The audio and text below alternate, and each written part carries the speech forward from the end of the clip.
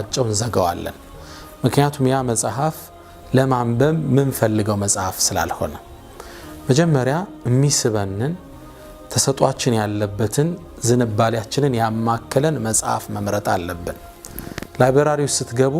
ወደ የትኛው ሸልፍ ታመራላችሁ የትኛው ርዕስ ነው የሚስባችሁ ታሪክ ነው ሶሺዮሎጂ ነው ሳይኮሎጂ ነው ፊዚክስ ነው ይህን ዝንባሌ መጀመሪያ መረዳት የንባብ የመጀመሪያ እቅድ እንለዋለን መጽሐፍ ልትገዙ ስትሄዱ የትኛውን ነው ማንሳት የሚቀላችሁ ያ ዝንባሌያችሁን ይወክላል መጀመሪያ ለማንበብ ምን ፈልገው መጽሐፍ መምረጥ ተቀዳሚ ተግባር ነው ሁለተኛ ለንባብ የሚመችን ቦታ ማመቻቸት ጸጥታ ያለበት ቦታ መቀመጫው የሚመች ቦታ ያስፈልጋል ብዙዎቻችን የምንፈልገው መጽሐፍ እንኳን አግኝተን ቦታው ረብሻ ካለ ቲቪ ተከፍቶ ከሆነ ልጆች እየጮሁ ከሆነ መጽሐፉን በአቴንሽን ስለማናነበው ያስጠላንና እንዘጋዋለን ኢንቫይሮንመንት ይፈልጋል ጸጥ ያለ ቦታ መጽሐፉ ጋር ብቻ ማውራት እንድንችል ሰላማዊ አየር መቀመጫው የተመቸ ቦታ ያስፈልገናል ይሄ ሁለተኛ ነው ሶስተኛ የሚመች ጊዜ መምረጥ ይፈልጋል መጽሐፉንም ወደኸው ቦታውም ተመችቶ ጊዜው ላይ መች ይችላል ምን ማለት ነው ብዙዎቻችን ስለማንበብ የምናወራው ከደከመን በኋላ ቀላይ በስራ ስንሮጥ ነውልና ማታ ላይ መጽሐፍ እናነሳለን አእምሮአችን ደክሟል ሰውነታችን ደክሟል ትክክለኛ ጊዜ አልመረጥም ብዙ ጊዜ ሰው ከእንቅልፉ ሲነሳ አእምሮ ፍሬሽ ስለሚሆን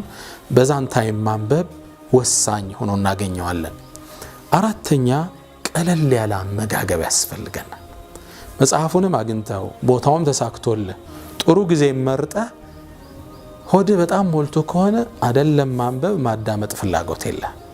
ማንበብ እኮ ያየኸውን ነገር አይነ ለአእምሮ ልኮት አገናዝቦ መረዳት ማለት ነው ለመረዳት ደግሞ ሆድን በመሙላት ጭንቅላትን አጥበናው ከሆነ ማንበብ አይሳካልንም ቀለል ያለ አመጋገብ ለንባብ ከመናቀዳቸው አራተኛው ፖይንት እሱ ነው ሉቅማኑል ሐኪም ቁርአን ላይ ተጠቀሱት ሐበሻዊው ሉቅማን ለልጃቸው በርካታ ምክሮችን ሰጠዋል ቁርአን ላይ ይሄም ምክር ሌላ ዘገባ ላይ ተዘገበ ነው ያ ቡነየ አሉት አንተ ልጄ اذا امتلأت المائدة ሆድኮ ከሞላ አሉ نامت الفكرة አስተሳሰብ ይተኛል وخرست الحكمة ጥበብ ትኮላሻለች ሆዴ ሞላ ቀን የምታወራው ነገር ያልተመጠነ ያውም ነገ ይቆጫል እንዴት እንዲያልኩ እዛ ስብስብ ማህል ትላለ ጥበብ ቦታዋን ታጣለች وقعدت الاعضاء عن العبادة አካል ደግሞ ከዒባዳ ይሳነፋል ሆድ ሲሞላ ቶሎ መጨረስ ነው የምትፈልግ ተደቡር የለ ኹሹዕ የለ ቶሎ መውጣት ነው የምትፈልገው ስለዚህ ከንባብ እቅዶች ውስጥ አራተኛው ቀለል ያለ አመጋገብ ትንሽ ነገር ተመግበን ቀለል ያለ ነገር በልተን ጥሩ ቦታ ካገኘን እንፈልገው መጽሐፍ ካዝን ጥሩ ጊዜ ከመረጥን ንባብን ያፈቀርነው እንድንሄድ ያደርገናል አምስተኛው ጥሩ ሙድ መፍጠር ምን ማለት ነው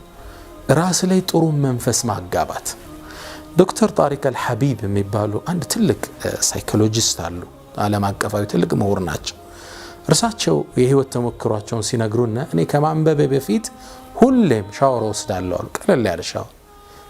ቀለል ያለ ልብስና ጥሩ ልብስ ለብሳለሁ ከዛም ጥሩ ሽቶ ቀባለሁ በዚህ ደስ በሚል ድባብ ውስጥ ሆኜ ወደ ንባብ መገባው ያኔ ደስ ብሎ ታነባዋል በሳይኮሎጂ ሳይንስ ይላሉ አንድ ስሜት ሌላን ስሜት ያጋባል የሽቶው መዓዛ የንባቡን ጥፍጥና ይወልዳል ይሄ ሳይኮሎጂ ነው ደስ የሚል ስሜት ይፈጥራል ነብዩ ሰለላሁ ዐለይሂ ወሰለም በጣም ሽቶ ይቀቡ ነበር በጣም የሚወዱት ሽቶ ነው ሶላቱስ ሽቶ ተቀብተህ ስትገባ ሶላቱን አብሮ የማወድ አቅም አለው ደስ የሚል ድባብን ይፈጥራል ለዛ ነው ረሱል በጣም የሚወዱት ልብስ እንድንለብስ የሚያዘዙ ነጭ ልብስ ነው ሽቶ እንድናበዛ ታዘናል ለምን የሚያጋባው ስሜት አለ ዶክተር ጣሪቅ አልሐቢብ ሁሌም ይሄ ያስፈልገናል ይላሉ እነዚህ አምስት ነገሮች ለማንበብ እቅድ ማለት ነው ፕላኒንግ ፎር ሪዲንግ እንለዋለን ከማንበባችን በፊት እነዚህ ነገሮች ከተሳካ ነው አንባቢ ምን ሆነ ያኔ ንባብን እንወዳለን ባነበብነ ቁጥር ያንን ስሜት በተዋሃድነው ቁጥር ከዛም በደጋገምነው ቁጥር ሱስ ሆኖን ቁጭ ይላል ነጮቹ ምን ይላሉ አክሽን ፕላስ ፊሊንግ ከዛም ሪፒቲሽን ከዛ ሃቢትን ይወልዳል ይላሉ አክሽን ያን ነገር መስራት ማንበብ ፊሊንግ ያን ነገር ያጣጣምከው በስሜት መዋሃድ ከዛ ሪፒቴሽን ያን ነገር መደጋገም ምንን ይወልዳል ሃቢትን ይወልዳል ዓዳ ይሆናል ማንበብ ኖርማል ይሆናል ለምሳሌ ተመልከቱ አንድ ሰው በጠዋት መተኛት ከለመደ ሱብሂ ሰግዶ ካልተኛ ቀኑን ሁሉ ተረብሾ ነው የሚውለው ሙዱ አይመጣለትም ሁሌ ሲያፋሽ ልትመለከቱ ትችላለህ ቡናን የለመደ ሰው ምን ማለት ነው ቡና አለ ይሄ አክሽን ነው ቡናውን ይጠጣል ከዛ ከቡናው ጋር በስሜት ተዋህዷል ከዛ ሲደመር ቡናውን ጧትም ማታ መጠጣት ሪፒቴሽን አግኝቷል ከዛ ምን ሆኖ ሃቢት ተወለደ ግልጽ ነው አክሽን ፕላስ ፊሊንግ ፕላስ ሪፒቴሽን is equal to habit ንባብም እንደዛው ስታነበው በስሜት ስታጣጥመው ከዛም በጣም ስደጋግመው ቋሚ ልማድ ሆኖ ይቀጥላል የንባብ ሱሰኛ ትሆናለህ ካናነበብክ አይሳካልህም ከሰለፍ الصالح ውስጥ ከቀደምት የእስልምና አባቶቻችን ውስጥ አንድ ሁለት ሳምፕል ልጥቀስላችሁ አንዳንዶቹ በጣም ከማንበብ ፍቅራቸው የተነሳ እየሄዱ ነበር የሚያነቡት ከሰለፎች ውስጥ እየሄዱ መንገድ ላይ በማንበብ የመስጂድ ፖል ጋር ቋሚ ጋር የተጋጫሉ ፖል ጋር የተጋጩ ከንባብ ፍቅራቸው የተነሳ ሌሎቹ ይላል አጎቴ ይላል ስለ አንድ ሰለፍ ሲናገር አጎቴ ማታ ላይ ከደረቱ ላይ ኪታብ ሆኖ እንጂ ተኝቶ አያውቅም ይላል ያነበበ እንቅልፍ ነው ከንባብ የሚያለያየው እንደኛ መጽሐፍ አጥፎ አይደለም የሚተኛው ያውም ከተሳካልን ማለት ነው ንባብ ሱስ የሆነና ያለሱ መተኛታችን ቋሚ ልማድ ይሆናል ማለት ነው ሌላው ሰለፍ ምን ይላል እኔ አንድ መጽሐፍ እጄ ላይ ሲገባ ትንሽ ቮሊዩም ከሆነ ብዙ እንደማይጠቅመኝ ያስባል ትልቅ ቮሊዩም ግን ከሆነ ያነበብኩት እንዳልቀብኝ እንደገና ወደ መጨረሻ እየተመለስኩ ፔጁን አይዋለሁ ይላል ግልጥ አድርገው ገና ነው ማለት ነው በጣም ንባብ አፍቃሪዎች ነበሩ ሰለፉ ሷለ ሪደርስ አር ሊደርስ ይላል አንባቢዎች ነው የወደፊት መሪዎች ያካነበብን ነው ትውልድ መምራት ምንችለው ሰለፉ ሷለ ሪደሮች ነበሩ ከማንበብ አልፈው ሐፊዞች ነበሩ ያነበቡትን ያሐፍዙት ነበር ابن المبارك 700 ሺህ ሐዲስ አፍዘዋል ኢማሙ አህመድ 1 ሚሊዮን ሐዲስ አፍዘዋል ይዚን ከንባብ አልፈው ይሸመድዱት ነበር ለዛ ነው ዓለም መምራት ይቻላል ለዛ ነው ተጽኗቸው ከሺህ ዓመት በኋላ እኛ ላይ ጥላውን ያጠላ ያለው ለንባብ ማቀድ ወሳኝ ነው ነጥቦች እንዳትረሷቸው አንደኛ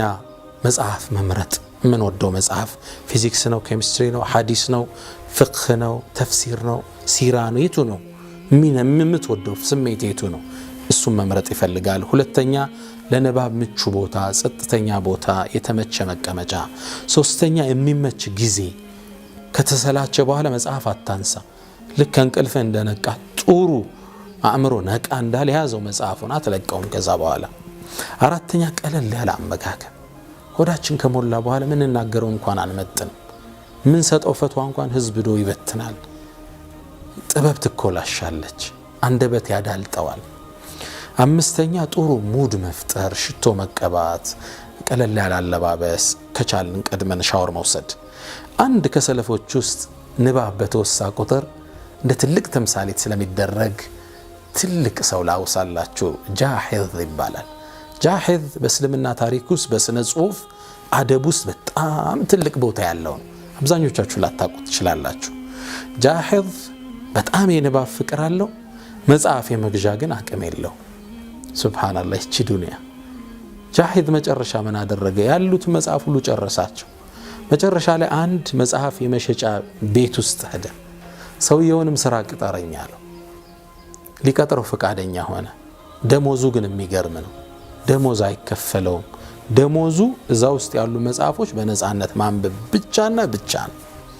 ጃሂዝ ረሂመሁላህ አላህ ይርሐመው ስለዚህ መጽሐፍ ቤቱ ላይ ይሸጣል ያገለግላል ደሞዙ ምንድነው የፈለገው መጽሐፍ ያነሳ ያነባል ይህ ትውልድ እኮ ነው ታሪክ ሰርቶ ያለፈ ሰለፉ ሷሊህ ስንል እነዚህ ማለት ነው ግልጽ ነው ዲ በጣም ታታሪዎች የውቀት ሰዎች ስለ ጃሂዝ ከሚነገሩ አንዱ ለተቀልል ልንገራቸው ጃሂዝ በንባብ በጣም የሚገርም ሰው እንደሆነ ሁሉ ገጽታው ብዙም ይስባል ነበር ይላል እና አንዴ ይባላል አንዲት ሴት ወርቅ ማሰራት ፈልጋ ነው መሰል ጃሂዝ ራሱ ነው የሚናገር ይዛኝ ሄደች ይላል ወደ መርካቶ ወሰደችኝና የዚህ አይነት ብላኝ ጥላኝ ሄደች ወርቅ ሰሪ ቤት ላይ ጥላኝ ስትሄድ በጣም ተደናገጥኩና ወርቅ ሰሪውን ጠየቅኩት። አምጥታኝ ጥላኝ ሄደች፣ ወደ እኔ ደግሞ ጠቆማለች፣ ምንድነው አልኩት። ስለው ምን አለኝ? አይ ቀለበት ስራለኝ፣ ከዛም በኋላ ደግሞ ቀለበቱ ላይ ደስ የማይል ፊት ያለው ነገር ቅርጽ ስራበት ብላኛለች። ምን አይነት ስላት አንተን አምጥታ ጠቆማኝ ሄደች። ጃሂዝ ገረመው። ታዲያ እንደ ሌላ ጊዜ ምን ተከሰተ መሰላችሁ? አንዲት ቆንጆ ሴት በጣም በእውቀት ግሩም መሆኑን ስታቅ ወደ ጃሂዝ መጣችና ጃሂዝ አለችው፣ እኔ ቆንጆ ወጣት ሴት ነኝ፣ አንተ ደግሞ በጣም ቆንጆ አእምሮ አለ፣ ስለዚህ ላግባህ አለችው። ከዛ ላግባህና ልጁ በአንተ ጭንቅላት በእኔ ውበት ይወጣና ዓለም ላይ የሚስተካከለው ሰው ይጠፋል አለችው። ጃሂዝ ምን አላት? አይ እህቴ አላት፣ ምናልባት በአንቺ ጭንቅላት በእኔ ውበት ቢወጣስ አላት። ግልጽ ነው፣ የዓለማችን የመጨረሻ ሰው ይሆናል። አላኩል ሐል ውበቱ አይደለም ጃሂዝን ያሳወቀው፣ ገጽታው ሳቢ አልነበረም። ነገር ግን ይሄ እውቀቱ ዛሬ ከዓመታት በኋላ ከመቶ ዓመታቶች በኋላ እኔ ይሄው ከናንተ ፊት ተሰይሜ የጃሂዝን ገድል አወራለሁ። ዩሱፍን አለይሂ ሰላም ውበቱ እስር ቤት ውስጥ ከተተው፣ እውቀቱ ደግሞ ከስራ ወጣው። ግልጽ ነው። በዙለይኻ በጣም ሲማርካት ፍላጎቷን ስላላሟላ ስር ተወረወረ። ከዛ ደግሞ የንጉሱን ህልም ፈቶ በእውቀት ተፈታ። ውበት አሳሰረው፣ እውቀት አወጣው። እውቀት ነው የሚቀደመው ከገጽታ በፊት። ታዲያ ይህ ታላቁ ሰው ጃሂዝ የሚገርመው የአላህ ስብሓነሁ ወተዓላ ተአምር የሆነው ጃሂዝ የሞተ የት እንደሆን ታውቃላችሁ? እዚህ ከሚሸጥበት ቤት ላይ መጽሐፉ ተንዶ እዛው ነበር የሞተው። መጽሐፍ ጋር ኖረ፣ መጽሐፍ ቀብር ሆነ። ሰለፎቻችን እንዲህ ነበሩ፣ ሪዲንግ አንባቢዎች ነበሩ። ስለዚህ ትልቁ ወስያዬ ለንባብ እንቀድ፣ ፕላኒንግ ፎር ሪዲንግ። ለንባብ ማቀድ አለ፣ የሚመች ቦታ፣ አየር፣ ድባብ፣ ተጨባጭ መቀመጫ፣ የምንወደው መጽሐፍ። ይሄ ካለ አንባቢ እንሆናለን። ሁሌም የምንወቅሳችሁ እመቱ ይቅራ ላ ተቅራ እያለን ይቅራ የተባለ ትውልድ አይቀራም እንዴ ነው የምንለው። የንባብ ሞድ ውስጥ ከገባን ግን ጥሩ አንባቢዎች ይወጣናል። እንደተባለልን እቅራ ወረቡከል አክረም መን ቀረአ ዩክሪሙሁ ላህ፣ የቀራን አላህ ያልቀዋል።